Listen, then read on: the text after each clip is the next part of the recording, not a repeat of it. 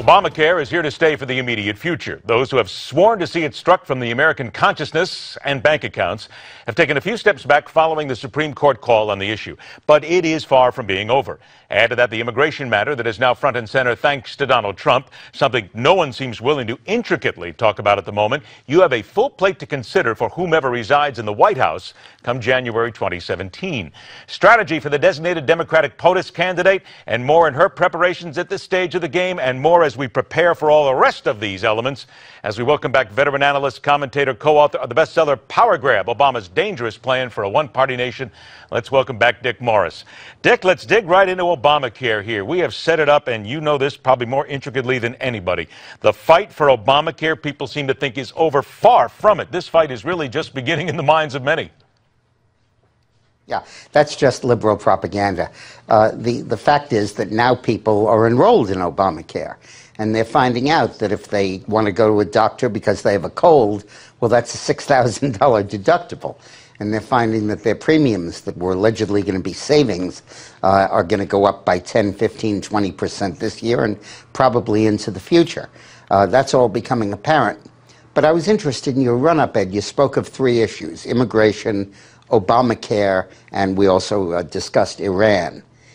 Those three issues all are live, which means developments happen in them as the campaign unfolds. And the administration is locked into a position, and so is Hillary in the Democratic Party. And as that position gets hurt by reality, they get hurt by reality. What happens in August of next year if 200,000 Central American children show up on our doorstep again? What happens when the Ayatollah gives a speech that he's going to bury the great Satan and bomb the hell out of Israel? What happens when premium increase notices hit the average American family and medical rationing becomes clear and we realize we'll never see a doctor again? From now on, it'll just be nurse practitioners. What happens is all of that manifests itself not under the control of a Democratic candidate. That's the danger of those issues. None of them is dead. They're all live and radioactive. With regard then to those issues, let's hit on that. With regard to all the other candidates sitting out there right now on the right, the GOP side, in your opinion, whom do you think, let's take Obamacare first, whom do you think has the best grasp of it and the best fighting will to go ahead and take this on when he or she gets into the White House? That's simple. Cruz. It's been his thing from the beginning. He knows the ins and outs of it thoroughly, and he's very strong on that. So then let's take immigration. Who then takes that one, in your opinion? Well, obviously, Trump is the one that's been featuring it now, and I think he can be the guy that runs with it. I think the interesting thing about immigration is not who it helps, but who it hurts. I think it hurts Bush. I think it hurts Walker, because he used to be pro-immigration when he was governor. I think it hurts Rubio, because he was part of the Gang of Eight that sponsored immigration reform.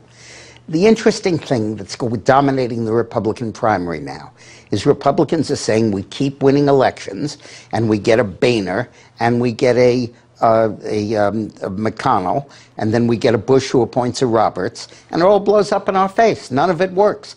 These guys run screaming in retreat the minute the Democrats rear their head. We don't want that again.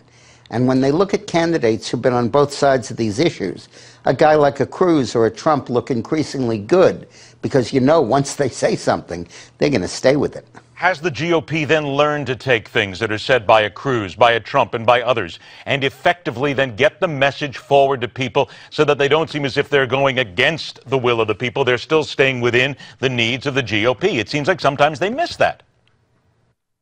Well, I think Boehner and McConnell couldn't find it with seeing eye dog. They're constantly missing the priorities of the voters. When Boehner went on a jihad against the freshman members of Congress, Republicans, who were the guys who by their victories elected him speaker, you got to just scratch your head and say, and what, because they didn't support giving Obama even more power, you got to scratch your head and say, what is going on here? And I think the problem is that the Republicans are not so much focused now on purity and all of that. They want to know that when they vote for somebody, he's going to actually do what he said he was going to do. There's only one guy that voted, for example, against increasing the debt limit down the line, and that was Cruz. and you have and Trump has always been consistent. And that consistency, I think, is going to be a very important factor. 15 seconds. Can they avoid a civil war inside the GOP? No, there'll be a civil war. One side will win, the other will lose, and then they'll all come together. They'll all come together, which is it's exactly what we've talked about for how long now. They have to do it eventually. If they want to get Hillary out or whomever it is, they have to come together and put that message on top. There you go. A message that we need to push on. There you go. A message that we need to push to everybody here. Make sure that you get your copy of Power Grab, Obama's dangerous plan for a one-party nation. All you have to do is go to powergrab411.com. Get it, get ready, because here comes 2016 and a whole lot more. Dick Morris, always a pleasure, my friend. Thanks so much for joining us. Thank you, Ed. All right, stay with us, because the fastest 60 minutes in news, The Hard Line, continues.